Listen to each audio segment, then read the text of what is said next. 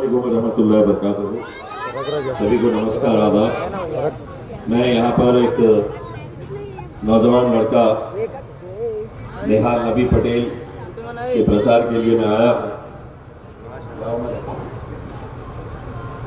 21 साल का नौजवान लड़का जब राजनीति के अंदर आता है तो यकीनन ये हमारे लिए बहुत अच्छी खबर है कि हम अक्सर ये बात कहते हैं कि नौजवानों ने राजनीति के अंदर आना चाहिए,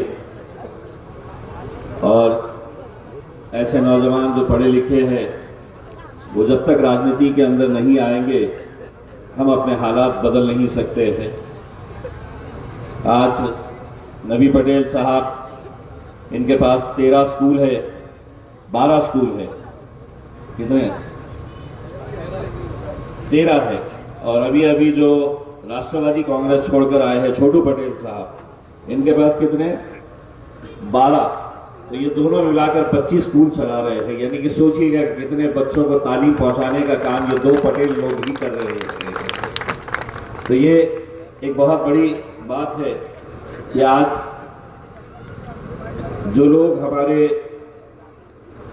इस मुल्क के अंदर तमाम जाति, धर्म और मजहब के लोगों को तालीम पहुंचाने का, एजुकेशन पहुंचाने का काम कर रहे हैं, वो हमारी नज़र के अंदर कोई आमदार, कोई खासदार, कोई नेता से बड़े यही लोग हैं जो इस मुल्क को आगे बढ़ाने का काम कर रहे हैं, जो इस राज्य को आगे बढ़ाने का काम कर रहे हैं।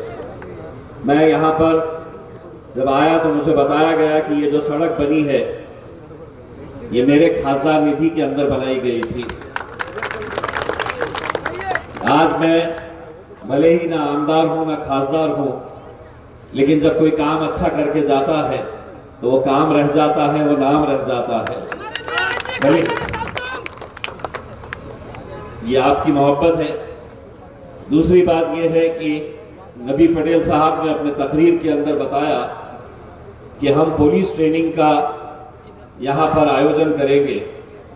मैं खंडाला, वैजापुर या पूरे जिले के नौजवानों से ये बात कहना चाहता हूँ कि हमने अपने शहर औरंगाबाद में आम खास मैदान के ऊपर हमने जो नौजवान लड़के पुलिस भर्ती के लिए एप्लीकेशन दिए हैं, अप्लाई कर चुके हैं, उनके लिए हमने बहुत बड़े बड़े एक्सपर्ट्स को लेकर आए हैं जो सुबह 7:30 बजे से 9:30 बजे तक उनका फिजिकल ट्रेनिंग करवाते हैं, और सुबह 10 बजे से लेके रात में 9 बजे तक उनका जो रिटन टेस्ट होता है, मराठी ग्रामर होता है, जनरल नॉलेज होता है, इसके लिए एक्सपर्ट्स को बुलाकर ये दिन भर में हम तकरीबन 10 से 12 घंटे का पूरा कोर्स हम चला रहे हैं, और ये पूरी तरीके से मुफ्त है, सभी जाति, धर्म और मजहब के लोगों के लिए है।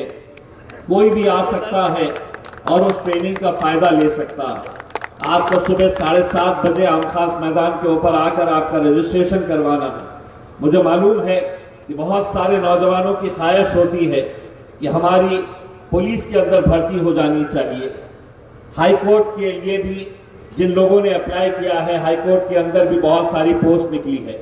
पुलिस के अंदर तकरीबन 15,500 पोस्ट निकले हैं, जिसमें बहुत सारे नौजवानों ने अप्लाई किया है। लेकिन अप्लाई करने के बाद अगर वो किसी प्राइवेट कोचिंग के अंदर जाते हैं तो वहां पर उन्हें कई हजार रुपये फीस देना पड़ता है। हमने वो नौजवान जो पैसा दे नहीं सकते हैं लेकिन ख्वाहिश रखते हैं कि पुलिस के अंदर उनकी भी भर्ती होनी चाहिए, तो उनके लिए हमने ये सहूलत दिए है। मजलिस के बारे में ये कहा जाता है कि ये सिर्फ एक जमात, एक मजहब, एक धर्म के लोगों के लिए, लेकिन जब हम काम करते हैं तो इस सड़क के ऊपर कोई एक मजहब के लोग नहीं जाते हैं, हर मजहब के, हर धर्म के लोग जाते हैं। उसी तरह से जो पुलिस डिपार्टमेंट के अंदर भर्ती होना चाह रहे हैं, हमने कोई शर्त नहीं रखी है। जो भी गरीब इंसान है जो पैसा देकर प्राइवेट कोचिंग नहीं ले सकता है, वो वहां पर जाकर उसका फायदा उठा सकता है। और हम समझते हैं कि हमने जितने एक्सपर्ट लोगों को वहां पर लगाया है, आप हजारों रुपया देकर किसी प्राइवेट कोचिंग के अंदर गए तो इतने एक्सपर्ट वहां पे नहीं मिलेंगे जितने हम लोगों ने इकट्ठा करके वहां पर बच्चों को कोचिंग पहुंचाने का काम कर रहे थे। मुझे आज इस बात की खुशी है कि हम लोग जिला परिषद, पंचायत समिति, गण जिला परिषद के अंदर कभी कोई सोच नहीं सकता था कि मजलिस इत्तेहादुल मुस्लिमीन भी ग्रामीण इलाकों तक पहुंच चुकी है। यकीनन हम आज यहां पर अपने जिले के अंदर 6 जिला परिषद की सीटें हम लड़ा रहे हैं, 15 हमारे पंचायत समिति के उम्मीदवार हैं। और मुझे जाती तौर के ऊपर इस बात की खुशी है कि जिस पार्टी के बारे में कहा जाता था ये तो सिर्फ मुसलमानों की पार्टी है, आज मजलिस ने मराठा समाज के भाई को भी हमने जिला परिषद का टिकट दिया है, हमने ओबीसी भाई को भी हमने जिला परिषद का और पंचायत समिति का टिकट दिया हुआ है, हमने दलित भाइयों को। आज मेरे पास जब मैं औरंगाबाद शहर के 33 मेरे उम्मीदवारों को जो चुनकर आए हैं उन्हें देखता हूं, जिसमें हमारे सलीम सहारा साहब जो अभी आए हैं, जिसमें हमारे नेराज पठान साहब जो आए हैं, ये भी 2 उम्मीदवार चुनकर आए हुए हैं। उन 33 के अंदर वो विजयश्री जाधव भी एक बहन है जिसको हमने फॉर्म भरने के दिन ही उसको नियुक्त किया, उसको बताया कि तुम फॉर्म भरो। वो तैयार नहीं थी, उसे ऐसा लग रहा था कि मेरा तो राजनीति के अंदर कोई है ही नहीं। उसका पति एक हॉस्पिटल के अंदर एक मामूली सी पोस्ट के ऊपर वो काम कर रहा। हमने गए उसके पास और हमने उनसे ये कहा कि तुम फॉर्म भरो, हम मेहनत करेंगे तुम्हारे लिए। उससे हमने फॉर्म भरवाया और आज वो विजयश्री जाधव एमआईएम की कॉर्पोरेटर बनकर चुनकर आई। महानगर पालिका के अंदर सफाई कर्मचारी अशोक हिवराने, ये महानगर पालिका के अंदर सफाई कर्मचारी की नौकरी करता था। सफाई कर्मचारी मतलब झाड़ू का काम जो करता था, आगे चलकर वो सफाई कर्मचारियों का एक संगठन बनाया और संगठन का नेता बन गया, हमारे साथ जुड़ा। आज उसी महानगर पालिका के अंदर जिसके हाथ में कभी झाड़ू हुआ करती थी, आज वो एमआईएम का कॉर्पोरेटर बनकर हमने उसे वहां पर भिजाया। और फिर लोग हम पर इल्जाम लगाते हैं कि हम जातिवादी पक्ष है करके। आपने इतने साल सबको आजमाया है, यकीनन यहां पर और भी उम्मीदवार होंगे, लेकिन हमें फैसला यह करना है कि क्या हम ऐसे नौजवानों को आगे नहीं बढ़ाना चाहिए जिन्हें पैसे के पीछे भागने की जरूरत नहीं है। नबी पटेल साहब स्कूल चलाते हैं बहुत सारे, उनका नौजवान लड़का निहाल जब ये मेरे पास आया तो मुझे खुशी हुई इस बात की कि कम से कम हमने इन नौजवानों के अंदर एक सोच तो पैदा की है कि राजनीति के अंदर हमें भी मौका मिलना चाहिए करके। आज यहां पर बहुत सारी पार्टियां अपने अपने तौर के ऊपर मेहनत कर रही है, कोशिश कर रही है। नबी पटेल साहब बताए कि इतने साल तक वो भारतीय जनता पार्टी के साथ जुड़े रहे। छोटू पटेल साहब आज जो हमारे साथ जुड़े हैं, ये 25 साल राष्ट्रवादी के साथ थे। इतने साल क्यों बर्बाद किए भाई साहब मेरे? अगर पहले ही जुड़ जाते तो शायद आप और से एमएलए बन जाते थे, एमआईएम के साथ अगर रहते थे तो। लेकिन ठीक है, देर आए दुरुस्त आए। आज हमारे साथ जुड़े हैं, यकीनन हमें ताकत मिलेगी। लेकिन मैं आप लोगों से सिर्फ इतना कहने के लिए आया हूं कि ऐसे नौजवानों को आप लोगों को आगे बढ़ाने की जरूरत है। हमारे बारे में जो कहते थे कि ये सिर्फ एक हैदराबाद के अंदर एक पार्टी है जिनका एक एमपी चुनकर आता है, लेकिन आप लोगों की दुआओं की बदौलत एक नहीं था, 2019 से 2024 के बीच में एक और एमपी चुनकर आया था जो आपका बेटा, आपका भाई, आपका दोस्त इम्तियाज जलील है। ठीक है, 2024 के अंदर हमें शिकस्त देखनी पड़ी। एक साल के अंदर मैंने 2 शिकस्त देखी, एक साल के अंदर मैंने 2 हार देखी। एक एमपी का इलेक्शन हारे, लोग कहते थे कि हमारे पूरी तरीके से अब खत्म हो गई है, उनका एमपी हार गया है।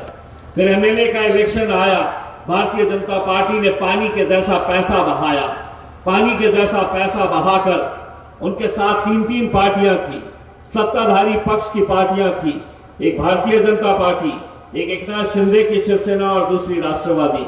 ये तीनों मिलकर एक साथ इलेक्शन लड़ रहे थे, हम अकेले इलेक्शन लड़ रहे थे।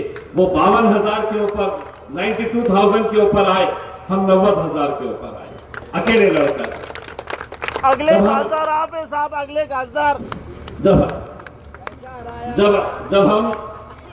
जब हम एमएलए का इलेक्शन हारे तो लोगों ने कहा कि अब तो मजलिस पूरी तरीके से खत्म हो चुकी है। तो फिर महानगर पालिका का इलेक्शन आया, हम किस किस से लड़ते?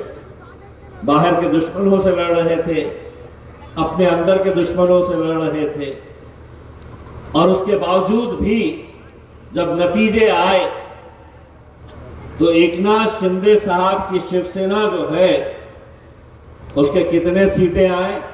13। उद्धव ठाकरे की शिवसेना के कितने आए? तो 6। कांग्रेस का कितनी सीटें आई? 1।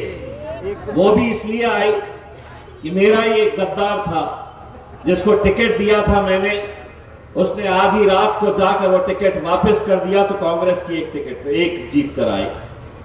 और एनसीपी का एक हमारा सरदार भाई है, उसको अगर हम मदद नहीं करते, हम हमारा उम्मीदवार खड़े करते, तो एनसीपी भी 0 पर आ जाती थी। लेकिन हमने उसका साथ दिया तो 1 एनसीपी की, और मजलिस के कितने जीत कर आए इतने विरोध के बावजूद भी? तो 33 सीटें अल्हम्दुलिल्लाह हमने जीत कर लेकर आए हैं, 33 सीटें। और पूरे महाराष्ट्र के अंदर हमने कितने लेकर आए? तो 125। यह आंकड़ा हमारा 140 के ऊपर चले जाता। हमारी कई सारी सीटें, कुछ हमने 80 वोट से हारे, कुछ 125 वोट से हारे। अगर ये सब अगर एक साथ मिल जाते तो यकीनन हमारा आंकड़ा 140। बहुत सारे लोगों को तकलीफ हो रही है 125 जीते कैसा है करके। अब सही तकलीफ तो उन्हें 9 तारीख को होने वाली है कि ये गांव में भी घुस गए, ये गठ में भी आ जा रहे, ये गन में भी आ जा रहे, ये जिला परिषद में भी आ जा रहे हैं। तकलीफ उन्हें इसी बात की सता रही है कि मजलिस पूरे महाराष्ट्र के अंदर कैसे इतनी ताकत के साथ, इतनी मजबूती के साथ फैल रही है, पहुंच रही है।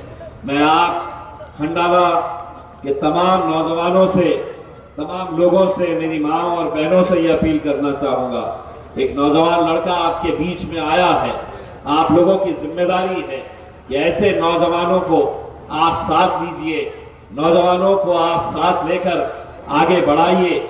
और यकीनन हमें निहाल नबी पटेल के ऊपर पूरा भरोसा है कि ये नौजवान जब आएगा तो उनके वालिद साहब ने जो जो बातें यहाँ पर बताई है कि हम ये करेंगे, हम जीत कर आएंगे तो ये काम करेंगे, ये सिर्फ घोषणा नहीं है, ये अगर ऐलान कर रहे हैं तो इनके ऊपर नजर रखने के लिए हम मौजूद है कि हम जो जो ऐलान किए हैं वो पूरे के पूरे वादे इंशाअल्लाह हम पूरे करवाएंगे यहाँ पर। क्योंकि नेता तो बड़े बड़े आते हैं, बड़े बड़े नेता आ जाते हैं। मोदी जी ने बोला कि मैं 2020 तक इस देश के अंदर कोई भी बेघर नहीं रहेगा, हर बेघर को मैं घर दूंगा। झूठ, इतना सफेद झूठ बोलने वाले वजीर आजम, उनको कोई पूछने वाला नहीं है। लेकिन नबी पटेल को पूछने के लिए इम्तियाज जलील यहां पर मौजूद है कि आपने पब्लिक के बीच में ये वादे किए थे कि 9 तारीख के दिन नतीजे आएंगे और बस स्टैंड का काम 10 तारीख के दिन, और उसका उद्घाटन भी मैं ही करने के लिए आऊंगा। मैं आप लोगों से मेरे भाई यही अपील कर रहा हूं, तमाम जाति, धर्म और मजहब के लोगों को, आप इतने सालों तक गैरों को अपनाया है, एक बार एक नौजवान का साथ दीजिए, एमआईएम को कामयाब करिएगा। इनकी निशानी क्या है? इनकी निशानी क्या है? पतंग की निशानी के ऊपर मोहर लगाइएगा और मजलिस को कामयाब करिएगा। यही उम्मीद, यही मैं दरख्वास्त करने के लिए आपके बीच में आया हूँ। बहुत बहुत शुक्रिया।